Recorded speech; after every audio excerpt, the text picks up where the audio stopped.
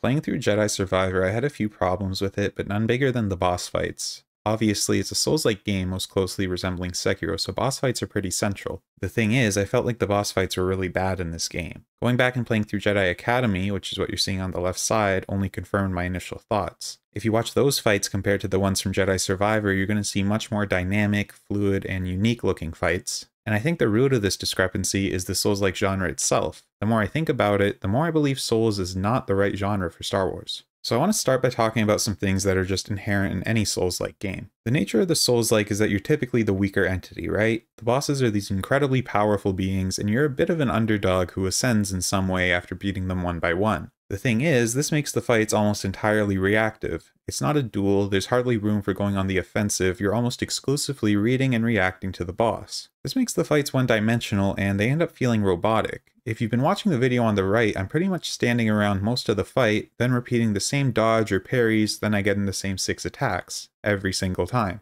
Now, I know, this is the whole point of the Souls-like, but that's my point. It's a robotic feeling fight that I'm pretty sure you could teach to an ape, and I think it wastes a lot of the potential that Star Wars affords you to make more dynamic fights like the one on the left. Now the other thing is that I generally like Souls-like games, so what's up here that makes this one feel so bad? Well, apart from the Souls-like style being a bad fit for Star Wars, I think Jedi Survivor just isn't a particularly well-made Souls-like. Again, if you watch the fights, the bosses have such a small moveset and they barely evolve over the course of the fight, if at all. This feeds into the boring robotic feeling of the fight when there are maybe only 5 things you need to be looking out for. Another thing that bothered me in this game is the damage you do, or don't do. The boring, repetitive feeling is only compounded by the fact that you do so little damage to the bosses, meaning you're going to have to repeat the same steps even more times. Something I thought about is how in most Souls-likes there's a gradual increase in your damage as the game goes on, but that's not the case in Jedi Survivor. Most other Souls-likes also have a way of dealing bigger chunks of damage, whether it's a classic Dark Souls parry, a weapon art, or maybe a broken stance in Sekiro. But in this game, breaking the stance is pretty much the only way to deal any damage at all. Occasionally you can get an animation, like the one where you combine with Bode to do a little more damage, but for the most part it's regular old hits. On the other hand, if you've been watching the Jedi Academy fights, you've probably noticed how fluid everything looks. Constant movement, a bit of verticality, some obstacles, not everything's an animation, there's a lot more natural movement going on. It's a cool feeling when the fight is so organic, it keeps you on edge, not knowing if something you want to try is going to work, generally not knowing what the boss is going to do next. Every hit really matters with how damaging they are for both you and the boss. They also did a much better job of including the Force, considering it can be employed defensively. There's a lot more thought that goes into the fight when you have to consider maybe conserving enough Force to jump or break a Force choke, when to absorb lightning, or maybe when to use your own. In Jedi Survivor, I feel like the Force is mostly irrelevant in boss fights. Some powers have some effect on some bosses, but it isn't central to the fight like in Jedi Academy. Jedi Academy even has a multiplayer mode that lets you duel against bots or real people to your heart's content, which only works because each fight feels unique and original.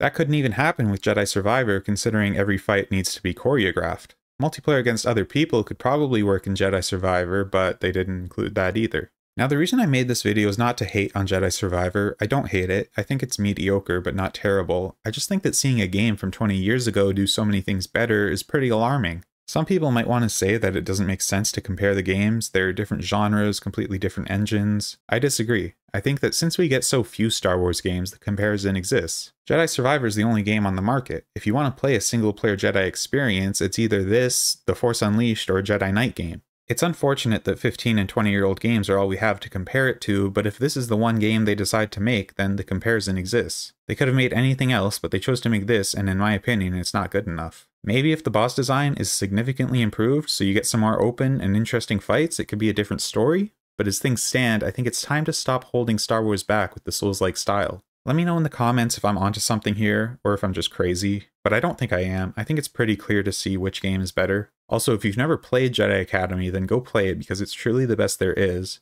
Or you could subscribe if you want to see a full playthrough because I will be posting that soon. And that's that, so thanks for watching, hope you enjoyed, and I'll see you later.